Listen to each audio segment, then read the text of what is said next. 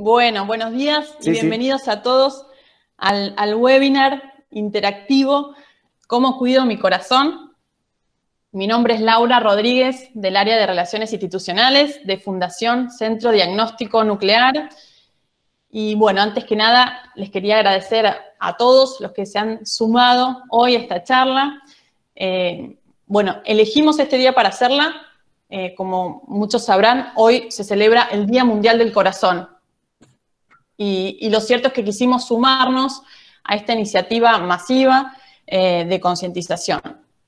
Quiero contarles cómo será un poco la dinámica del webinar de hoy. Nuestros profesionales van a hacer una presentación sobre los cuidados cardiovasculares y qué podemos hacer en este periodo de pandemia que estamos transitando. Nos van a dar también recomendaciones para prevenir un infarto y nos van a contar acerca de factores de riesgo. Bueno, la idea es que a lo largo de la charla los médicos nos vayan respondiendo muchas de las preguntas que nos adelantaron algunos de los participantes que están hoy presentes.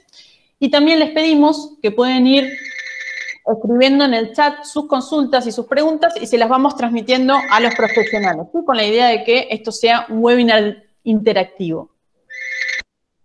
Por favor, les pedimos, también lo escribimos en el chat, que durante la presentación mantengan sus micrófonos silenciados.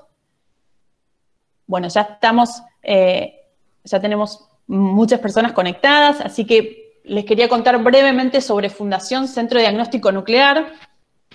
Se creó ya hace 16 años por la Comisión Nacional de Energía Atómica y la FUESMEN. También tuvimos colaboración del Instituto Rofo y la Universidad de Buenos Aires. Nuestro centro se dedica fundamentalmente a hacer estudios de diagnóstico de alta complejidad con tecnología de avanzada, ¿sí? En este último tiempo englobamos los servicios que ya brindábamos de cardiología y sumamos la experiencia del Instituto Cardiovascular LESICA en esta especialidad y creamos en conjunto el Centro del Corazón, ¿sí? Con la idea de ofrecer a los pacientes tanto imágenes como toda la parte del área clínica. Para abordar también, nosotros en Fundación Centro Diagnóstico Nuclear, para abordar esta temática y las enfermedades cardiovasculares también en las mujeres, contamos con nuestro Centro de la Mujer para poder abordarlo de manera integral. Bueno, ahora sí, quisiera presentar, hoy estaremos escuchando, tenemos el privilegio de hacerlo, a nuestros médicos del Centro del Corazón, el doctor Ricardo Geronasso, es médico cardiólogo clínico, especialista universitario en cardiología, con su especialidad de cardiología nuclear, y es jefe de cardiología nuclear de nuestra institución. Actualmente es director del Consejo de Cardiología Nuclear y vicepresidente de la Asociación Argentina de Cardiología Nuclear también. Contamos, allí está presente el doctor Julián Kempf. Él es médico cardiólogo, intervencionista, trabaja en el Sanatorio Mitre, en el San Lucas, en el Hospital Presidente Perón, y también se desempeña como cardiólogo clínico en varias instituciones, ¿sí? En Fleming, por supuesto en LESICA, allí en San Isidro, y por supuesto en nuestro centro, ¿sí? Ahora, bueno, presentados nuestros profesionales, les quiero dejar la palabra a ellos para comenzar la presentación. Bueno, muchas gracias, Laura. Buen día. Esto es una iniciativa que ha surgido desde la Fundación Centro Diagnóstico Nuclear y LESICA, cuya fusión ha generado, como bien lo explicaba Laura, el Centro del Corazón dentro de nuestra institución, ahí en la sede Nazca, en Fundación Centro Diagnóstico Nuclear. Con Julián nos dedicamos prácticamente toda nuestra vida médica a la cardiología, así que pensamos que era bueno compartir nuestra experiencia y nuestras opiniones con la comunidad y decidimos generar este webinar interactivo que esperemos que no sea el último y sí sea el primero de muchos en donde podríamos tocar diferentes tópicos. Hoy es el Día del Corazón, así que nos toca hablar exclusivamente de eso, pero estamos programando webinars futuro para hablar de distintas cosas relacionadas con el corazón, corazón y mujer, entre otros temas sumamente interesantes. Así que con Julián hemos armado este webinar para interactuar con ustedes. Ya hemos recibido muchas preguntas por mail, así que en el transcurso de las charlas iremos respondiendo todas esas preguntas Y las preguntas que vayan surgiendo acá en el chat, Laura las va a guiar para que nosotros las podamos contestar. Bueno, y qué hablar de tiempos de pandemia, ¿no? Que es lo primero que uno piensa cuando habla hoy en día en los distintos webinars y en las distintas reuniones. Esto que nos ha afectado tanto, que es este virus que ha puesto en pausa al mundo y ha puesto un telón de incertidumbre tanto en la comunidad médica como en la comunidad en general. Y focalizándonos en el corazón, con Julián tenemos bastante experiencia en lo que va de la pandemia, en ver cuáles son las preocupaciones que surgen a médicos y pacientes y cuáles son después las complicaciones que pueden llegar a aparecer. Este virus que se ha desparramado por el mundo genera no solamente complicaciones desde el punto de vista pulmonar, que son las más graves y en la que al principio uno puede estar gravemente enfermo, sino que después se está viendo que en los pacientes recuperados de COVID empiezan a aparecer complicaciones cardiovasculares tempranas.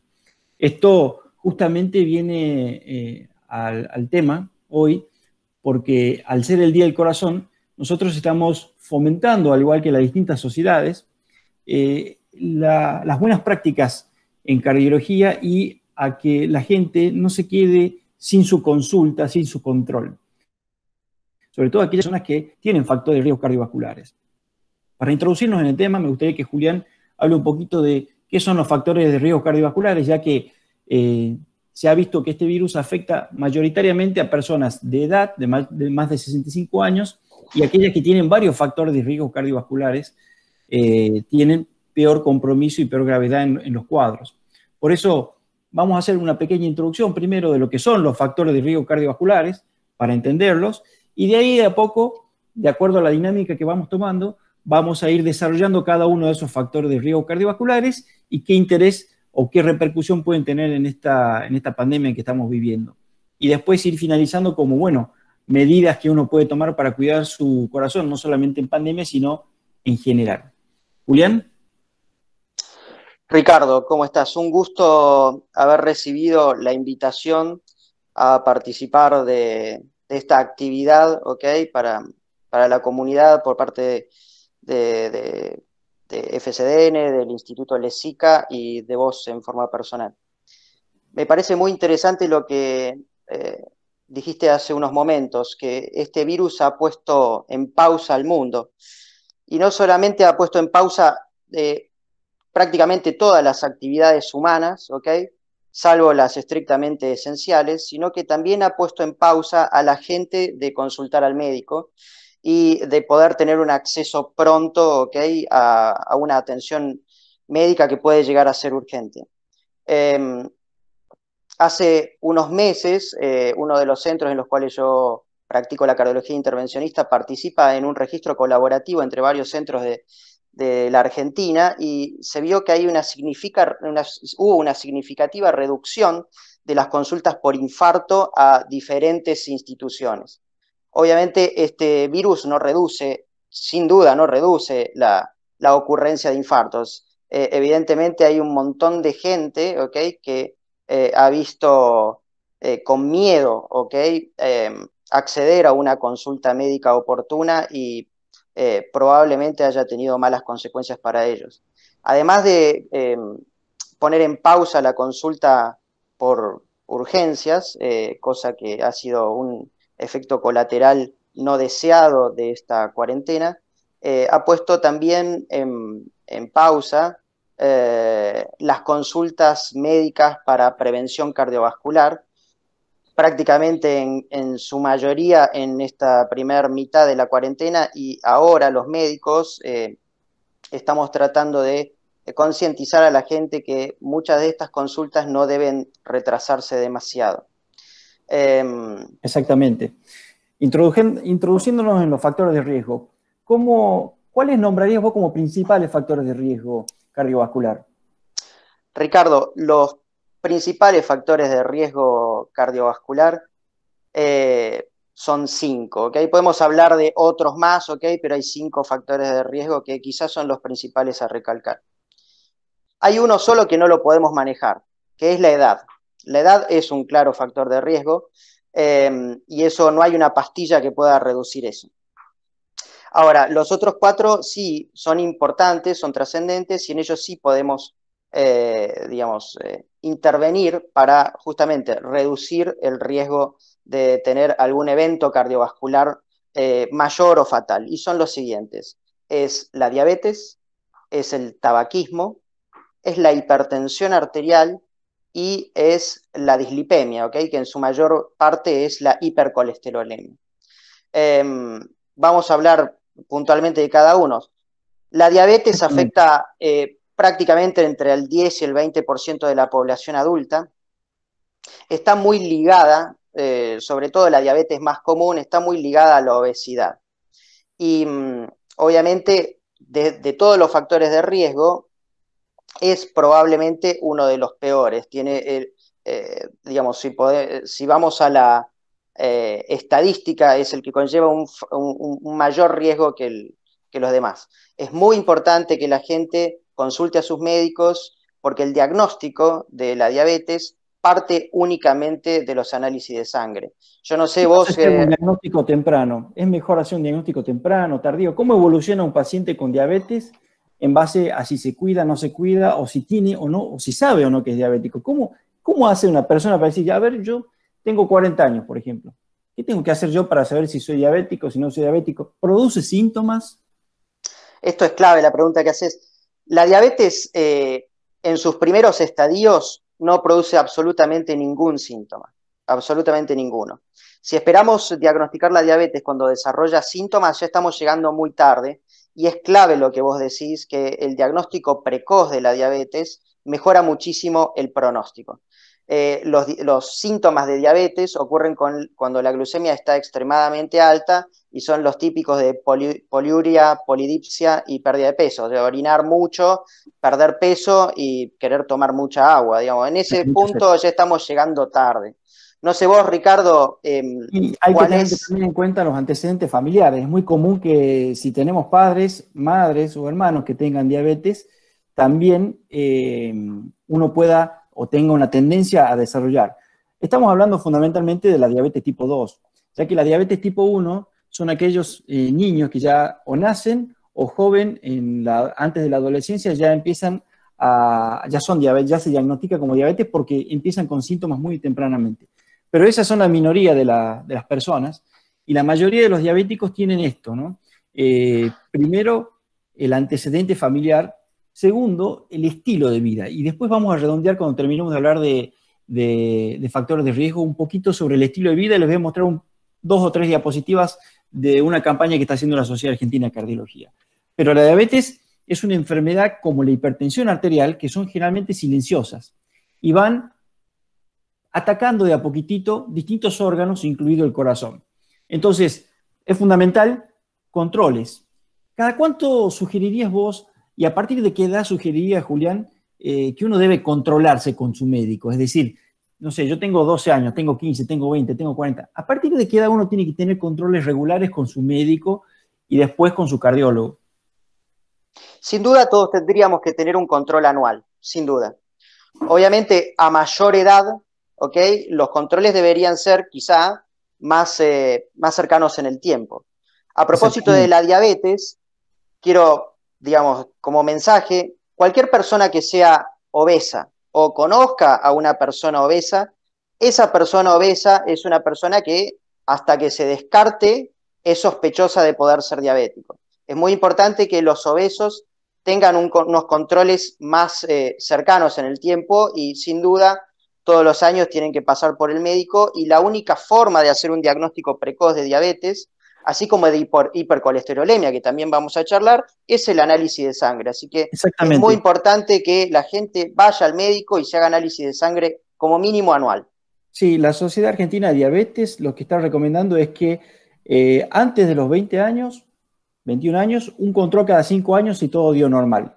Es decir, si nosotros ya tenemos hecho un electrocardiograma, un análisis de sangre completo, orina, y todo está dentro de lo normal, hasta los 20, 25 años, uno cada 5 años estamos bien. Pero después de esa edad, como decís, Julián, es bueno controlarse todos los años.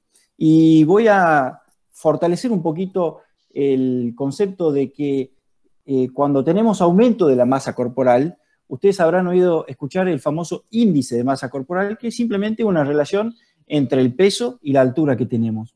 Ese índice debe estar alrededor de 25, 24, no más de 26. Con ese índice de masa corporal nosotros podemos saber si estamos o no entrando en el sobrepeso. Cuando tenemos un índice de masa corporal elevado, arriba de 25, 26, es conveniente controlarnos a ver cómo está nuestro colesterol, cómo está nuestra diabetes. Y si a eso le asociamos sedentarismo, es decir, no hacer una actividad física, pero con actividad física no estamos diciendo ejercicio extenuante, ir a hacer deportes. La actividad física, sobre todo a partir de los 60 años, con media hora de caminata por día, por ejemplo, sería suficiente para que el organismo consuma la energía necesaria y mantenga un índice de masa corporal adecuado. Esto, por supuesto, acompañado de algún tipo de estilo de vida, que ahora vamos a hablar sobre la dieta un poquito más adelante. ¿Qué opinas del colesterol? ¿Hablamos de la dislipemia? Bien, además de la diabetes, es muy importante hacer análisis de sangre en la población adulta porque la hipercolesterolemia es un factor de riesgo también muy importante de poder tener problemas cardiovasculares, infarto, accidente cerebrovascular, todos devenidos de la aterosclerosis, que es el depósito de colesterol adentro de las arterias del organismo. Como lo dijiste antes, también tener el colesterol alto no causa absolutamente ningún síntoma, absolutamente ninguno. Con lo cual digamos, la única herramienta para poder hacer un diagnóstico precoz y poder tomar alguna conducta a tiempo, ¿ok?, es hacer análisis de sangre periódicos. Es muy importante que la gente que tiene colesterol elevado, ¿ok?, tome conductas al respecto, supervisadas por un médico. En general, obviamente, el descenso de peso, la actividad física, la dieta reducida en colesterol, son las conductas iniciales básicas para poder controlar muchos de estos cuadros. Ahora, muchos de los pacientes con colesterol elevado tienen cifras de colesterol lo suficientemente altas como para poder necesitar medicación. Yo leí hace un tiempo que en la Argentina 50% de los pacientes con colesterol elevado, y digamos muy elevado, no tomaban medicación. Yo te pregunto a vos, Ricardo, ¿qué crees que es la causa de que muchas personas con colesterol alto que necesitan medicación, además de la dieta y la actividad física, no toman medicación? ¿Qué crees vos que puede estar influyendo en eso? Muchas veces es el desconocimiento. El desconocimiento, y por eso no solamente la Sociedad Argentina de Cardiología, la Federación Argentina de Cardiología, sino internacionalmente el American Heart Association, que es la Sociedad Americana de Cardiología, y la Sociedad Europea de Cardiología, todos están enfocados en la prevención. La medicina hoy en día está apuntando hacia la prevención.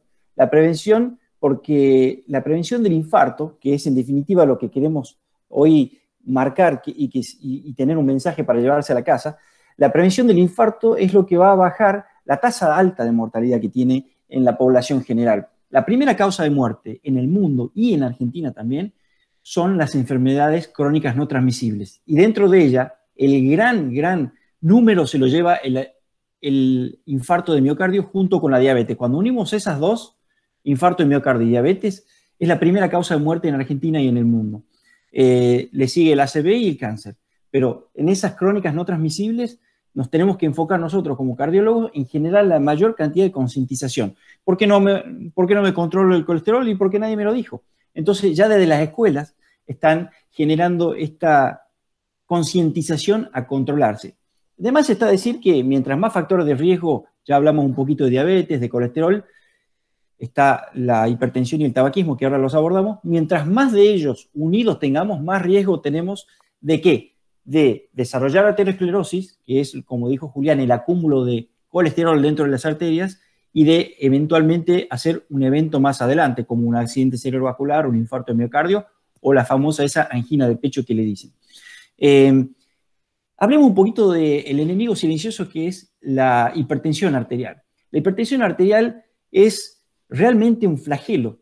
¿Por qué? Porque es así que es, en la mayoría de los casos, asintomática hasta casi que ya hay un evento y no la descubrimos si no la tomamos. Es decir, la hipertensión arterial es como si yo pusiera, para dar un ejemplo práctico, a ver si se entiende, yo tengo una pared de concreto y le digo a un albañil y le doy un martillo de este tamaño chiquitito y le digo al albañil que vaya y destruya la pared de 5 metros de concreto. Y al principio va a empezar a golpear y no va a hacer nada. Va a estar 3, 4 años picando, pero cuando pasen 10 años va a tener un agujero así la pared de concreto. Eso es lo que hace la presión arterial con los años a las arterias. Va golpeando las arterias muy suavemente y va produciendo el acúmulo de colesterol gracias a ese golpe que hace sobre las arterias. Julián es un cardiólogo intervencionista, así que conoce un poco más de esto porque él lo ve por dentro de esto. ¿Te parece, Julián, que junto con la diabetes y la presión es como una combinación casi, digamos, fatal, ¿no? Sí, sin duda. Cada factor de riesgo en forma aislada impone, ¿ok? Más riesgo de desarrollar aterosclerosis y tener algún evento cardiovascular fatal o no fatal. Ahora, la suma de factores de riesgo se potencian entre sí, con lo cual tener un factor de riesgo y tener dos, digamos, impone un cierto riesgo. Tener dos factores de riesgo no impone el mismo riesgo que los dos sumados en forma aritmética, sino mucho más elevado. Y ni que hablar si tenés los 4 factores de riesgo y encima sos anciano, digamos. Eso, digamos, conlleva muchísimo más riesgo que una persona que no tiene ninguno. Una pregunta frecuente. ¿Cuál es el valor normal de la presión arterial, Julián? Muy ¿Eso bueno. tu paciente te lo pregunta permanentemente en el consultorio, a mí también? ¿Cuál es la respuesta que tenemos que darles? Muy buena pregunta. La hipertensión arterial, como vos decías, es un factor de riesgo totalmente silencioso.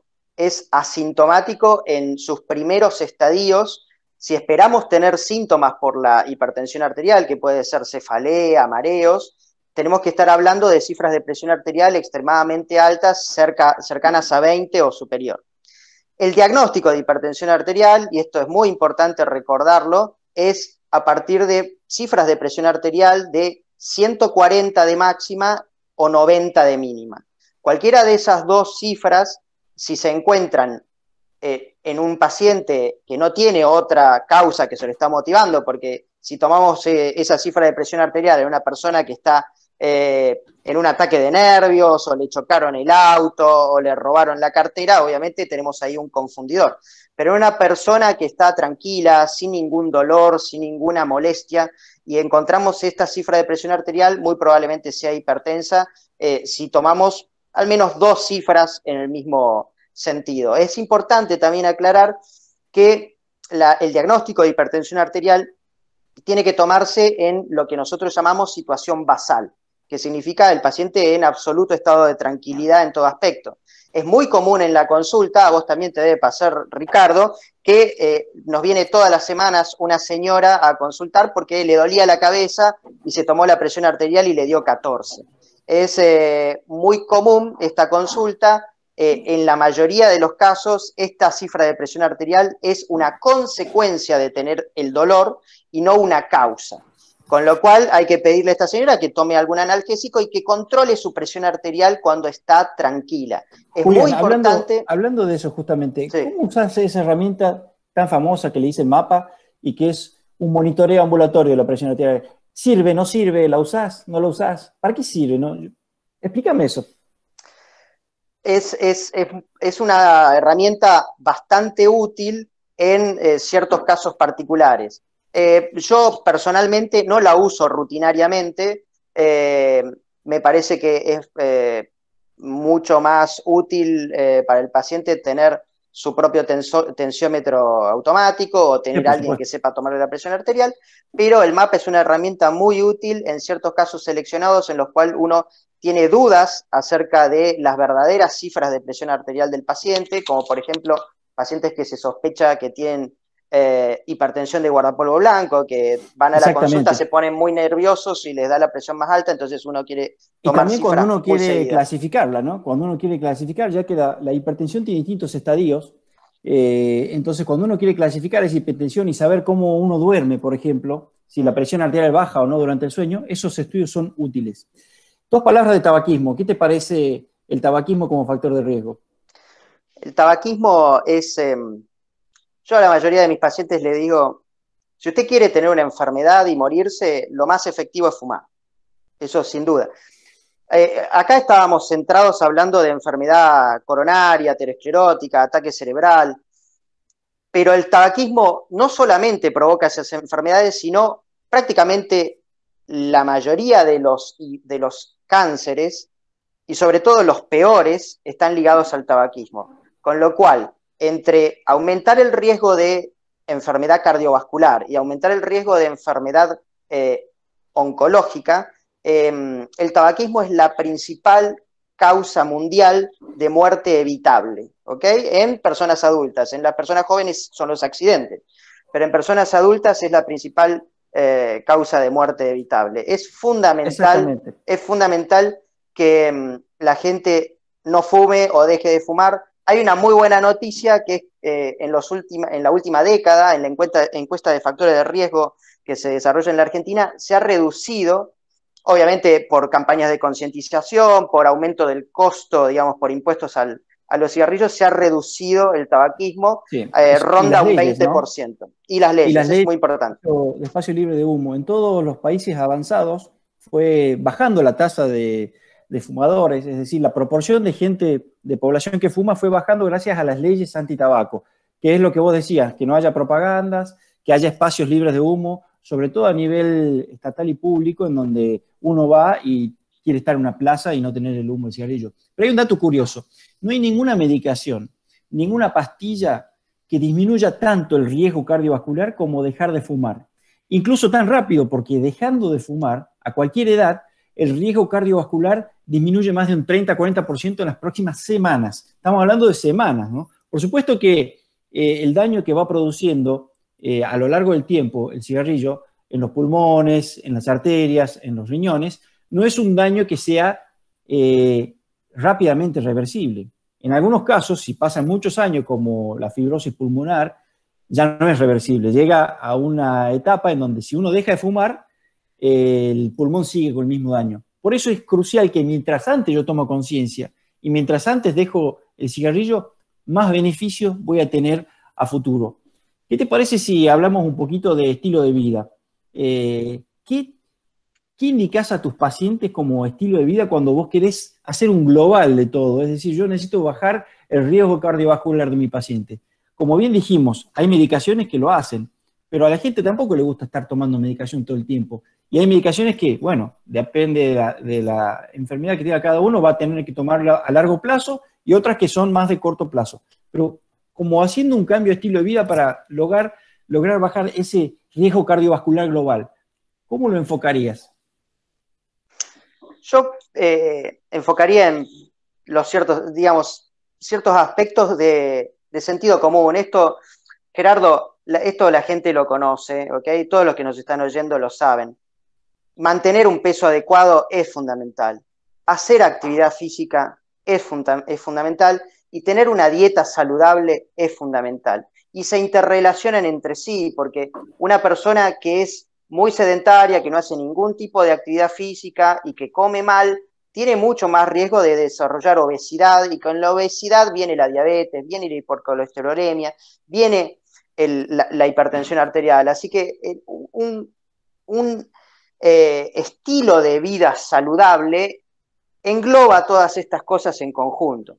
Exactamente. Y es lo más difícil, porque nosotros, como seres humanos, somos animales de costumbre. Es decir, estamos acostumbrados a llevar nuestro ritmo. Y ahí es donde este mensaje para llevar a casa es importante. Si uno logra cambiar el estilo de vida, y el estilo de vida no significa cambiar lo que uno hace el 100%, es decir, son las actitudes que toma. A ver, cuando me levanto a la mañana, ¿qué pienso? ¿Qué es lo primero que pienso? ¿Qué voy a desayunar? ¿Cómo va a ser durante el transcurso de mi mañana? ¿Cómo va a ser mi actividad física? ¿Tengo tiempo para hacer algo de actividad física? Hoy me decidí a dejar el cigarrillo. ¿Lo voy a hacer? ¿No lo voy a hacer? ¿Voy a buscar ayuda? Les voy a compartir ahora unos slides. No sé si Facundo está presentando. ¿Puedo presentar? Facundo, yo creo que puedo, ¿no? Sí. Ahí voy. Sí, adelante, Ricardo.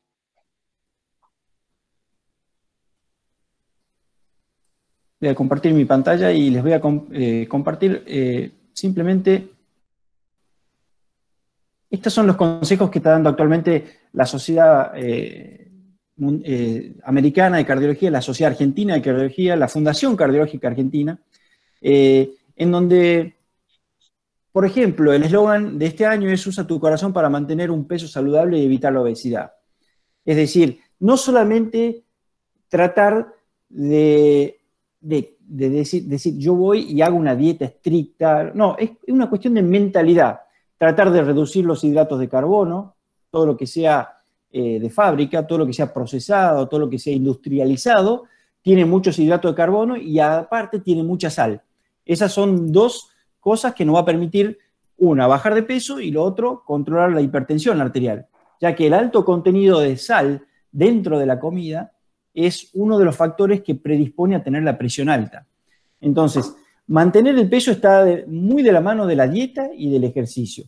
Tratar de bajar el consumo de hidrato de carbono y comer más cosas saludables, verduras al mediodía, a la mañana puedo hacer un desayuno. Y acá quiero romper un poquito el mito del huevo. Es decir, mucho en la década del 80 y fines de los 90 se prohibía el consumo de huevo. ¿Y por qué? Porque la yema de huevo tiene alto contenido de colesterol, pero se ha visto que uno consumiendo un huevo semanal, un huevo diario si quiere, o 2 veces por semana, varios huevos, hasta una docena, incluso entre media docena y una, no hay variaciones en el colesterol de la sangre con respecto a una población basal. Entonces, el huevo es una gran fuente de y recordemos que el colesterol, y lo dijo Salim Yusuf ahora en el Congreso del Interamericano de Cardiología, que fue ayer o antes de ayer, dijo que el colesterol es necesario para el organismo. O sea que no hay que suprimirlo totalmente, sobre todo para el desarrollo de todo lo que es neuronal. Todas las neuronas funcionan con colesterol. Entonces, el colesterol, comer un huevo por día o un huevo cada 2 días, desayunar más tirando a las frutas y menos a los hidratos de carbono, almorzar saludablemente con verduras, puede ser carne no todos los días, por ejemplo, carne 2 veces por semana, carne vacuna, o aumentar el contenido de omega 3 con el pez, frutas secas, almendras, etc. Ese esquema saludable de alimentación que no necesariamente tiene que ser una dieta estricta, a eso va el mensaje. Lo otro que está fomentando la Sociedad de Cardiología es que las vacunas, sobre todo en mayores de 65 años, son importantes. Aquellos pacientes que tienen enfermedad pulmonar obstructiva crónica, que son aquellos pacientes que fumaron durante mucho tiempo y quedaron con alguna secuela que les provoca tos, sobre todo en temporada invernal, es importante que se vacunen al principio de la temporada.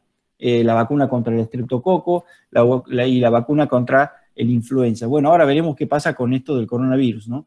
Y esto que es el mensaje que queremos dar con Julián, que es usa tu corazón y visita a tu médico, no abandonar el tratamiento. Aquellas personas que tienen un tratamiento cardiológico, ya sea porque sufren de hipertensión o cualquiera de los factores de riesgo, o tuvieron ya un infarto, es importante que no dejen sus controles habituales con sus cardiólogos. Por supuesto, teniendo todas las recomendaciones de cuidado de la pandemia.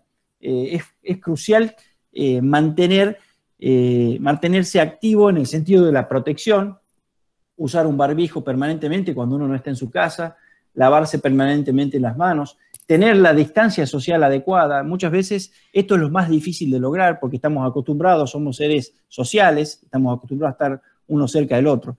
Pero este cambio de estilo de vida es el que nos va a permitir, y el control con los médicos, ahora voy a dejar de compartir mi pantalla, a ver si encuentro, acá, voy a dejar de compartir la pantalla, así te doy la palabra a ti, Julián, como para ir redondeando un poquitito todo esto que estamos, insinuando con el tema del estilo de vida. Perfecto, Ricardo. Yo escuché hace un tiempo un médico que hizo un comentario que me pareció perfecto. Dijo, la mejor farmacia que podemos tener es la verdulería. El consumo de alimentos, frutas, verduras,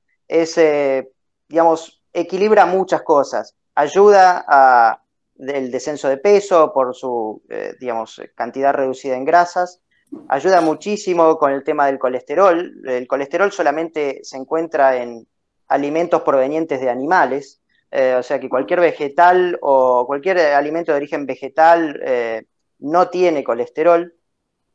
Y es muy importante también lo que nombraste acerca de consultar al médico. En el transcurso de todas estas semanas, meses de cuarentena durante la pandemia, todos los médicos, en especial puedo hablar de FCDN y Instituto Lesica, se ha tomado muy en serio este tema de poder arbitrar todas las medidas necesarias para poder reducir al mínimo las chances de tener contagios dentro de las instituciones y poder atender a la gente en forma ambulatoria y no retrasar estas consultas que pueden traer malas consecuencias. Así que es muy sí, clave. Exactamente. Tanto Lesica como Fundación Centro Diagnóstico Nuclear han desarrollado protocolos para el COVID, incluso protocolos conjuntos, porque compartimos la experiencia y la sabiduría que nos ha generado esta pandemia, y hemos aplicado protocolos muy estrictos dentro de cada una de las instituciones para abordar esta problemática. Desde lo más simple, que es el cuidado de cada uno, hasta lo más complejo, que es cambios de infraestructura.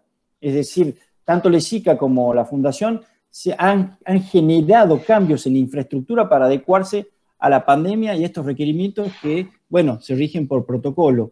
Yo le diría a Laura que nos diga cuáles fueron aquellas preguntas más sobresalientes de las personas que estuvieron mandando por mail y en las que se generen acá en el chat ahora. Así vamos respondiéndolas, ya que nos quedan unos 10 minutitos de tiempo. Sí, claro, Ricardo. Bueno, surgieron varias preguntas acerca del infarto. Fue algo que también una pregunta, consejos que iban a dar ustedes. ¿Cómo me doy cuenta que tengo un infarto? Y hay otra persona que nos preguntó y nos dice, cuando uno se despierta varias veces con palpitaciones, ¿es síntoma de un futuro infarto? Bueno, acá están los dos extremos. Julián es el extremo de hemodinamia, a donde él está interviniendo dentro del corazón, y yo estoy en el extremo de la cardiología nuclear, en donde hacemos diagnóstico no invasivo antes de que pase el infarto. Julián, te dejo hablar de cuáles son los síntomas del infarto. Ricardo, te dejo las palpitaciones para vos. Es muy importante, cualquier persona que tenga dolor de pecho, ardor de pecho, dolor o ardor de pecho que abarca desde la boca del estómago hasta la mandíbula, o pueda también afectar el brazo izquierdo, el derecho o la espalda. Una molestia que se inicia súbitamente y no cede, ¿ok?, con el paso de los minutos. Esto es un infarto hasta que se demuestre lo contrario.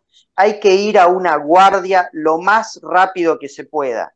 Si es por medio de una ambulancia, mejor. Si la ambulancia retrasa mucho el acceso rápido a una guardia, hay que ir por los propios medios, ¿ok? Esto estoy hablando, me imagino que puede haber gente que vive en el interior y no tiene una ambulancia que llegue rápido, pero como mensaje, hasta que se demuestre lo contrario, es una enfermedad gravísima que necesita una rápida atención en una institución con una guardia.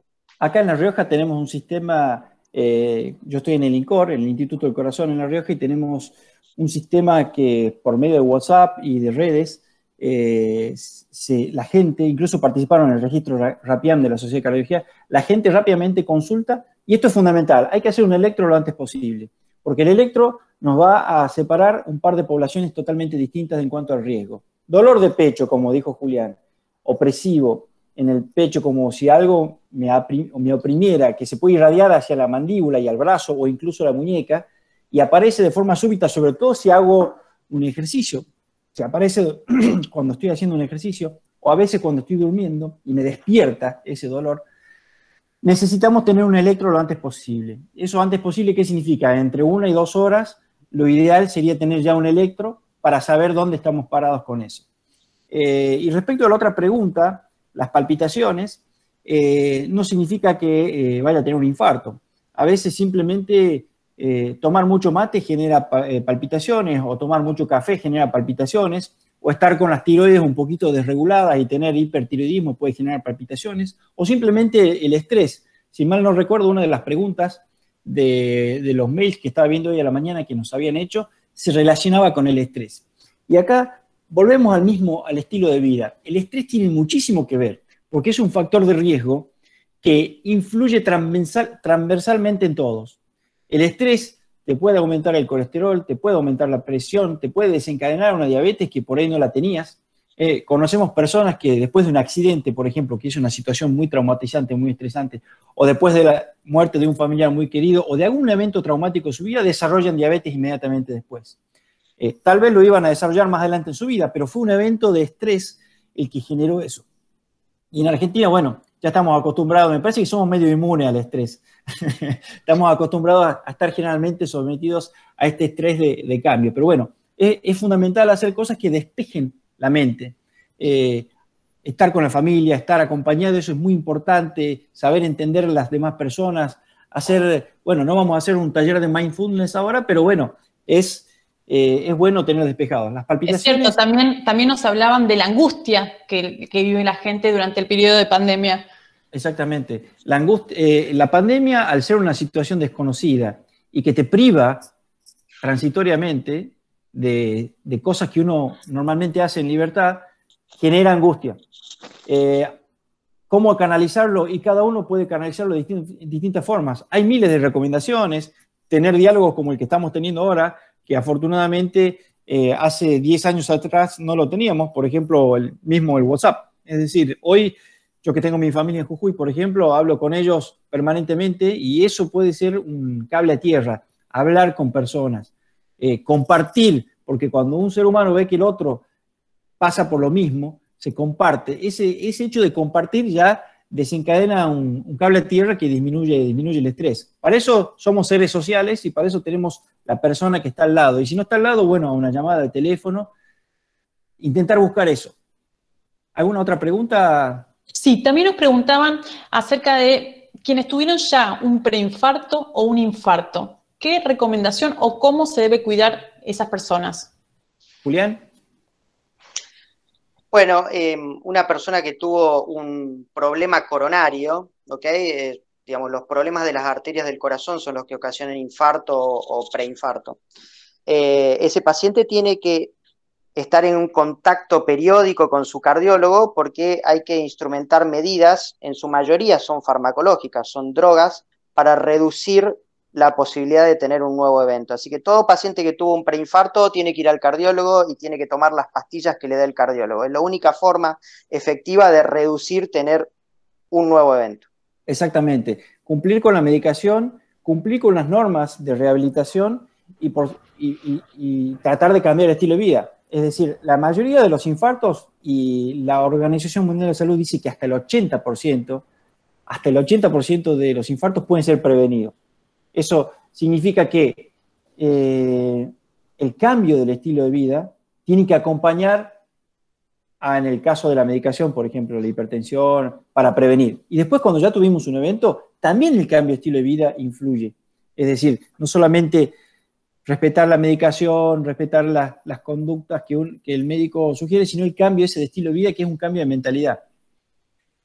¿Qué más preguntas tenemos, Laura, que nos quedan? Creo que Bien. unos minutos. Unos minutos. Bueno, esto va para vos, Ricardo. ¿Qué significa una perfusión miocárdica? ¿Para qué se hace? Tenemos una persona que nos plantea que hace un año tiene que hacérsela, no se la pudo hacer. ¿Qué le puede pasar? Pero bueno, contanos de qué se trata. Bueno, la perfusión miocárdica es un estudio que sirve para ver cómo está la circulación cardíaca en forma no invasiva, sin introducir un catéter, como le gusta hacer a Julián, por dentro de una arteria y ir a ver qué pasa dentro de la arteria. Nosotros vemos el músculo y es un estudio relativamente sencillo de hacer. No es rápido, tiene su tiempo, insume en su conjunto casi 4 horas, pero es básicamente, eso lo hacemos en Fundación Centro Diagnóstico Nuclear, lo hacemos acá en el INCOR de La Rioja. Hay muchos centros que lo hacemos en Lezica, en San Isidro. Es un estudio en donde hacemos que pedalee en una bicicleta o en una banda ergométrica. Si no puede pedalear, se puede hacer también con un fármaco que se infunde por la vena y simula el ejercicio. En ese momento se inyecta un material radioactivo que se llama tecnesio, que es sumamente, no va a producir ningún daño, solamente irradia una baja cantidad de radiación, o sea que no va a provocar ningún daño al paciente ni ningún daño a la gente que está a la vuelta, para ver para qué sirve. Sirve para prevenir un infarto. En el caso de que tengamos factor de riesgo y tu médico te lo pida, haces un estrés, vemos cómo está la perfusión. Si esa perfusión está normal, tenés casi la misma posibilidad de tener un evento que la población general. Por ejemplo, yo tengo diabetes, presión alta, colesterol.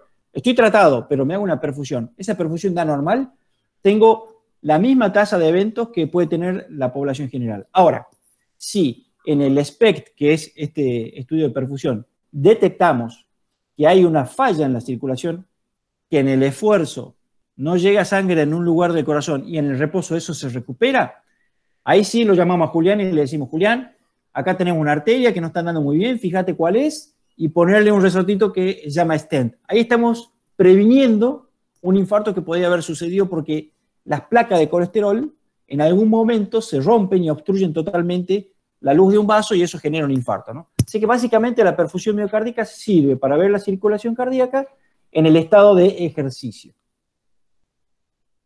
¿Tenemos alguna pregunta del chat?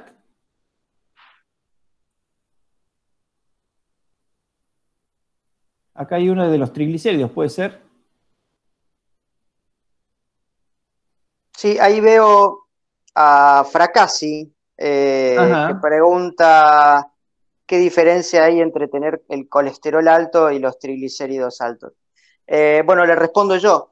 Dale. Mirá, Pablo, el colesterol es el principal factor de riesgo. Se considera, esto es un tema de debate en la cardiología, qué rol juegan los triglicéridos. Se considera, digamos, a los triglicéridos como un factor de riesgo, pero secundario. Depende de cuántos triglicéridos tenés. Si a vos me das a elegir entre tener triglicéridos altos o tener colesterol alto, yo no elegiría para nada tener colesterol alto. Es un factor de riesgo mucho más grave. Ahora, son dos grasas distintas de la sangre que solamente en el análisis de sangre puede discriminarse una por otra. Pero bueno, a tu respuesta, tratando de hacerlo más sencillo, son dos grasas distintas. Las dos confieren un aumento del riesgo cardiovascular, pero es mucho más grave, es mucho más potente el colesterol alto que los triglicéridos. Exactamente, como factor de riesgo genera más arteriosclerosis y el colesterol. Lo único tema de los triglicéridos es que muchas veces hay una hipertrigliceridemia familiar que se hereda y no depende mucho de la dieta, porque los triglicéridos generalmente suben cuando uno come mucha comida chatarra, hidratos de carbono, comida prefabricada, eso sube mucho los triglicéridos. El problema con eso es que cuando está más de 600 los triglicéridos puede provocar una pancreatitis. Entonces, justamente la urgencia no sería tanto cardiovascular, sino que hay que evitar que lleguemos a cifras de triglicéridos altos. Como común denominador, los triglicéridos abajo de 170, el colesterol total abajo de 200 y el que llaman colesterol malo abajo de 130 en la población general. Si ya tenemos un infarto o tenemos diabetes, el colesterol malo debe estar abajo de 100, ¿sí? Que se llama LDL. ¿Tenemos alguna otra pregunta como ya para ir redondeando? Si no... Quizás podemos responderle a Juan Carrión, que también es de La Rioja, de Villa Mazán. Ajá.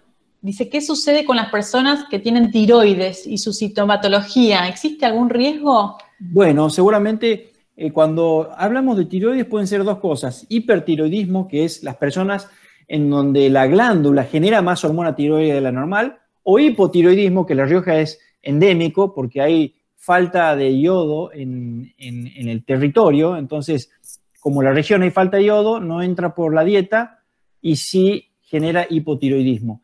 Lo más común de ver es el hipotiroidismo y no es un factor de riesgo en sí, pero las consecuencias del hipotiroidismo pueden generar obesidad, ya que el hipotiroide tiene pocas ganas de hacer ejercicio, tiene pocas ganas de hacer cosas en general, tiene la piel fría.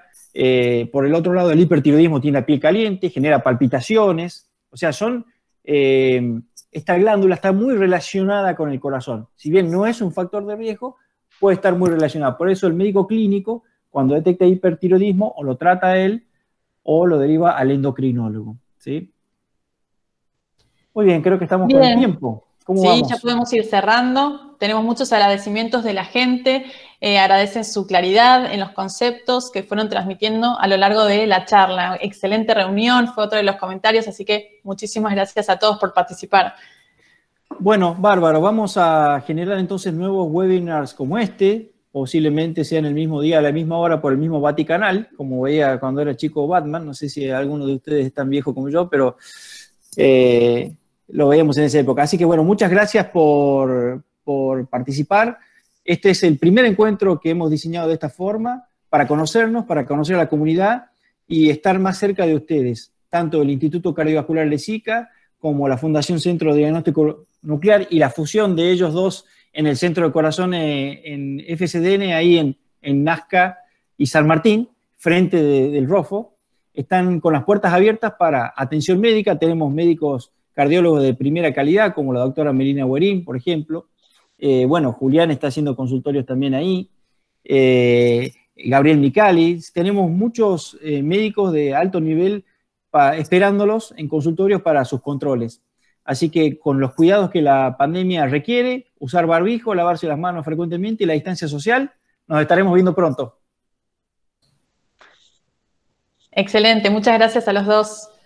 Hasta luego. Un gran gusto haber participado de esto. Espero que les haya servido y cuídense del coronavirus y no se olviden que también hay que cuidar al corazón. Un saludo grande a Viviana, te veo Viviana Simone ahí desde La Rioja, hay varias gente de La Rioja, mira, tuviste difusión Viviana, porque me parece que vos fuiste la que difundió esto. Bueno, Viviana Simone, la presidenta del Instituto de Responsabilidad Social de La Rioja, que es un ente que trabaja muchísimo para todo lo bueno de la gente, así que bueno, gracias por compartir este día, esta mañana con nosotros, esta pequeña hora. Gracias a todos. Ah, de Jujuy también, hay gente de Jujuy, mira, soy influyente parece, che. Chao a todos. Un abrazo grande.